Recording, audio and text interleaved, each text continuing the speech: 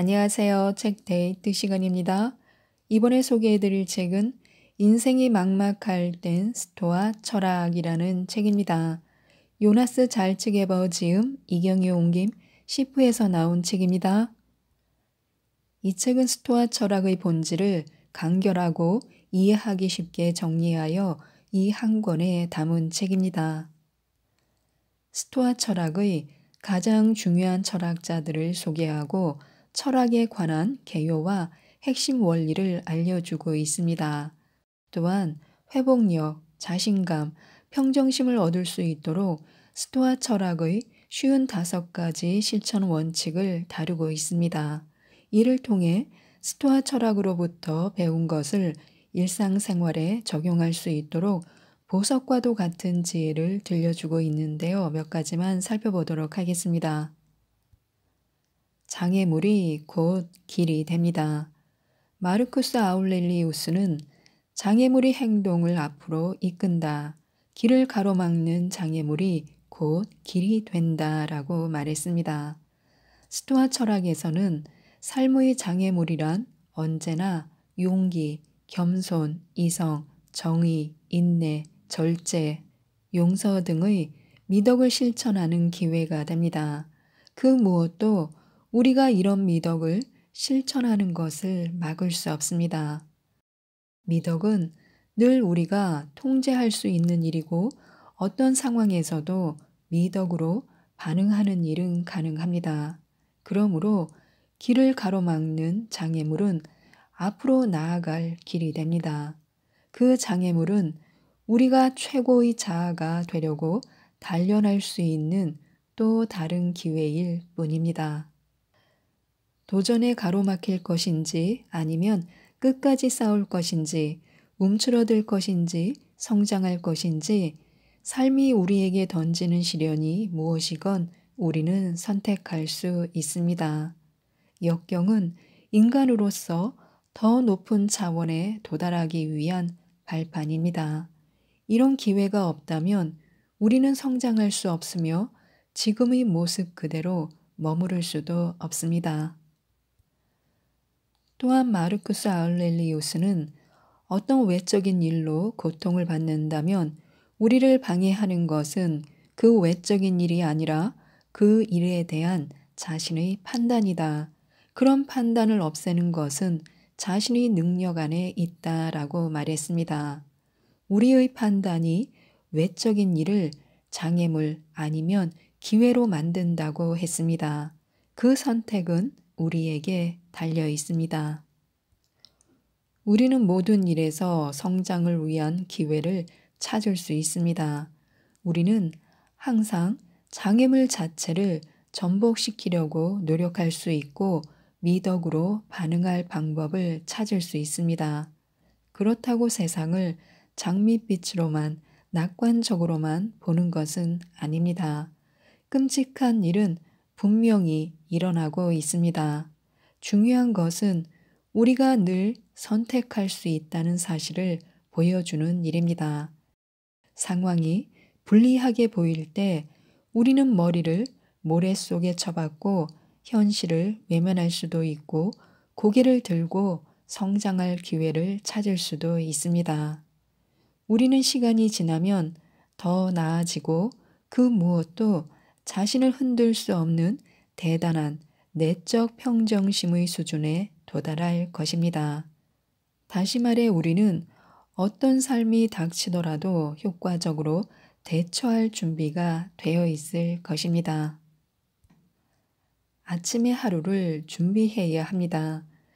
에픽테토스는 아침에 하루의 시작을 준비하고 저녁에 자신이 얼마나 향상되었는지를 돌아보라고 조언합니다.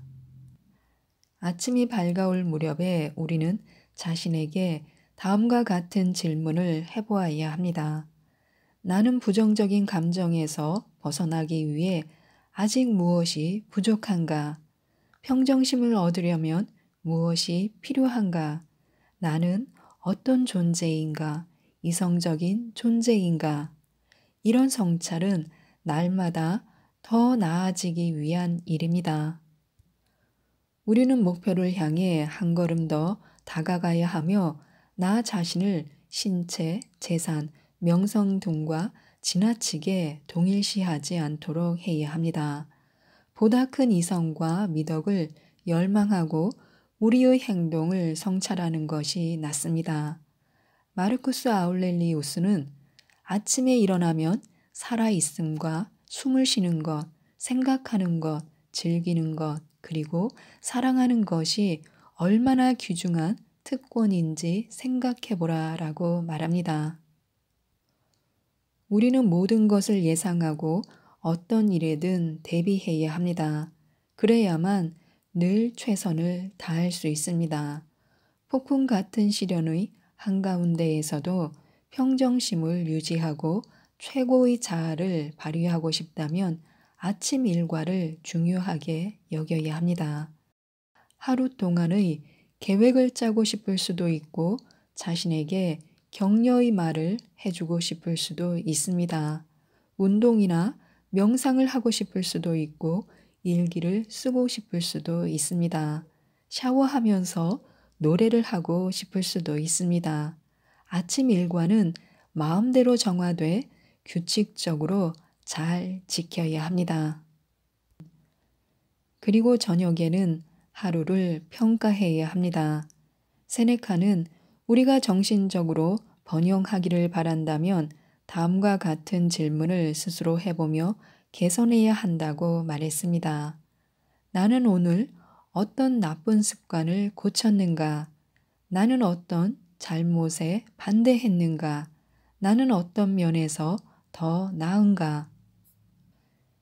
세네카는 매일 밤 자신만의 법정에서 자신을 성찰합니다. 그는 자신의 행동을 판단하고 다시는 같은 실수를 하지 않도록 확실히 노력합니다. 밤마다 실천하는 자기 분석은 부정적 감정을 억제하는 데 도움을 줍니다. 밤에 자신을 성찰할 수 있음을 무의식적으로 알기에 화를 비롯한 여러 감정 반응을 줄일 수 있습니다. 그렇게 하면 우리가 더욱 편안하게 잘 수 있습니다. 성찰하는 일상은 그날 그날의 마음 챙김에 도움이 됩니다. 어렵지 않습니다. 밤마다 5분 동안 그날 하루에 있었던 일을 의식적으로 되돌아보고 자신의 행동을 평가하면 됩니다. 무엇을 잘하고 무엇을 잘못했는지, 무엇 때문에 화가 났는지, 분노, 질투, 두려움을 경험했는지, 다음번에는 어떻게 발전할 수 있을지 등을 자문해 보면서 성찰할 수 있습니다. 이런 성찰은 아침 일과와 결합하면 완벽한 자기 개선의 수단이 됩니다. 우리의 마음 준비를 자기 분석과 결합하면 끊임없는 배움과 자기 성장으로 이끌 수 있습니다. 게다가 자신의 행동에 더욱 주의를 기울일 수 있습니다. 시간을 평가해야 합니다. 사람들은 재산과 돈에는 인색한데도 시간 낭비를 너무 가볍게 여긴다. 모두들 가장 심한 구두쇠가 되어야 하는 한 가지가 바로 시간이다 라고 세네카는 말했습니다. 중요하지 않은 일에 시간을 낭비하지 마시기 바랍니다. 어떤 일에 더 많은 시간을 쓸수록 그 일을 더욱 중요하게 여기기 마련입니다. 가족, 친구, 약속, 최고의 자아를 발휘하기 등 진정으로 중요한 일은 시간을 적게 들이기 때문에 덜 중요하게 여기게 됩니다. 어떤 일에 시간을 투자하면 우리는 그 일에 중요성을 부여합니다. 시간이 어디로 흘러가는지 인식해야 합니다. 그러기 위한 가장 간단한 방법은 바로 우리의 시간을 평가하는 일입니다. 우선순위를 정하고 중요한 일에 가장 많은 시간을 써야 합니다. 불필요한 일은 거부해야 합니다. 중요하지 않은 것도 모른 채 오랫동안 해온 일은 그만두어야 합니다.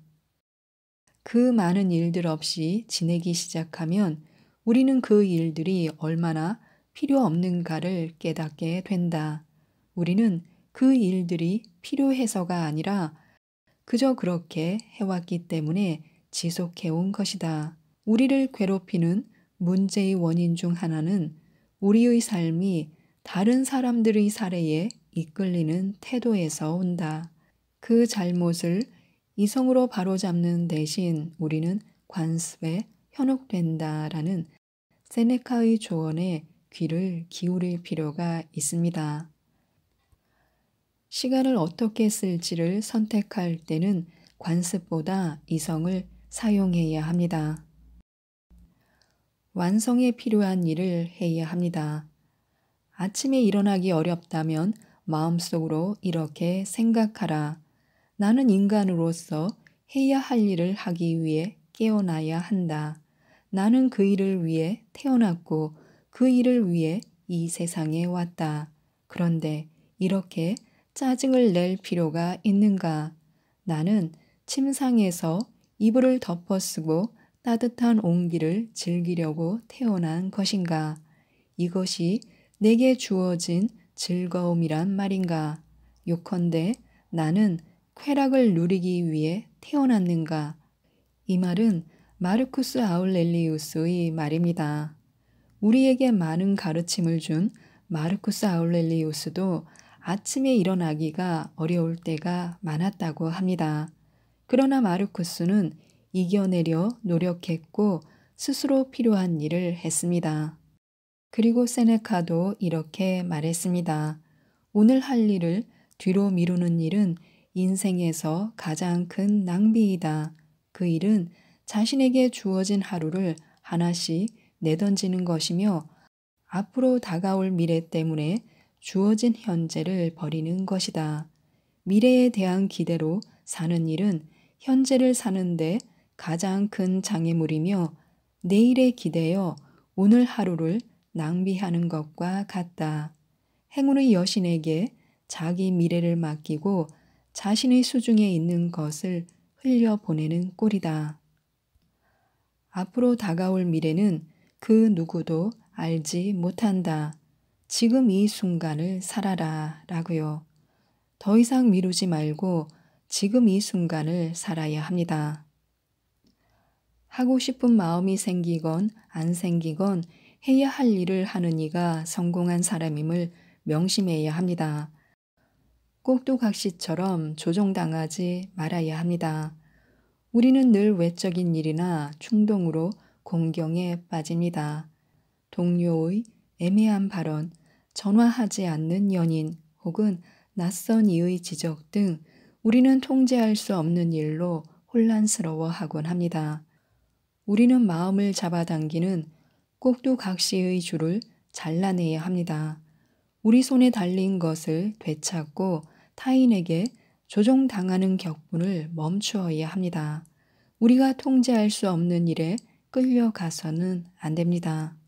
우리는 외부의 통제할 수 없는 세상에서 일어나는 일에 휘둘리지 말고 깊은 가치관에 따라야 합니다.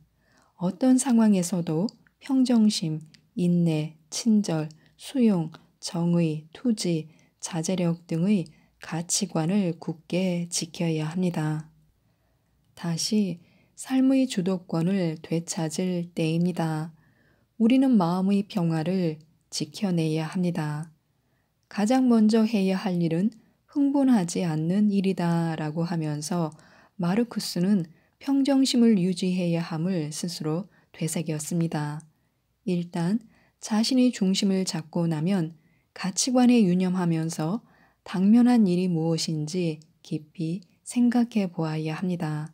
그런 다음 친절, 겸손, 성실함으로 적절한 행동을 취해야 합니다. 첫째, 화를 내서는 안 됩니다. 둘째, 적절한 행동을 취합니다. 이 두 가지 순서만 지키면 됩니다. 상황을 인식한다면 언제나 그 상황을 이용할 수 있습니다. 먼저 화를 내지 않도록 해야 합니다. 그런 다음 내가 가진 가치관에 유념하면서 상황을 객관적으로 살펴보시기 바랍니다. 그리고 그 가치관에 맞춰 행동하면 됩니다. 삶을 훈련으로 여겨야 합니다. 날마다 모든 상황을 훈련이라고 생각하시기 바랍니다. 그러면 이 힘든 상황도 더 빨리 받아들이게 될 것입니다. 운동을 할 때는 생채기가 생길 수 있으므로 훈련 상대를 탓하지 않습니다. 그와 마찬가지로 우리는 외적인 일을 탓해서는 안 됩니다. 우리는 모두 그저 훈련을 하고 있을 뿐입니다.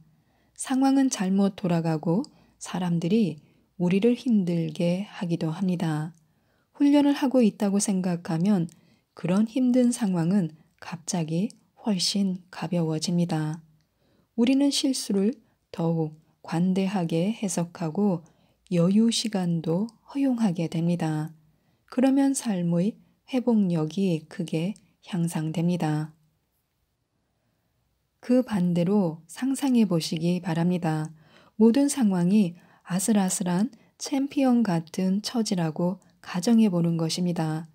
그러면 우리는 늘 조바심을 내고 모든 사소한 일에 반응할 것입니다. 그러니 고개를 끄덕거리는 정도로 가벼운 타격들은 툭툭 떨쳐내는 것이 훨씬 현명합니다. 상황을 그냥 훈련으로 여기고 털어버려야 합니다. 아무 일도 없었다는 듯이 그냥 넘어가시기 바랍니다. 삶의 생채기 때문에 화내는 사람이 되고 싶지는 않을 것입니다. 사람들은 터무니없어 보일 만큼 상황을 심각하게 받아들입니다. 그들은 잘 보이지도 않는 점이 자신의 외모를 망친다고, 상스러운 말에 싸울 가치가 있다고, 우유가 한 모금 남은 것이 당황할 이유라고 여깁니다. 이런 일들을 중요하게 여긴다 해도 버럭 화를 낼 필요는 없습니다. 생채기가 생기더라도 평정심을 유지하고 미소를 짓고 그냥 넘어가시기 바랍니다. 인생이 우리에게 가하는 이 모든 타격은 훈련을 위한 기회입니다. 타격을 받을 때마다 평정심을 유지하고 원하는 존재에 더욱 다가설 기회를 잡을 수도, 화를 내고 내가 되고 싶지 않은 존재가 될 수도 있습니다. 우리는 강해지기를 바랍니다.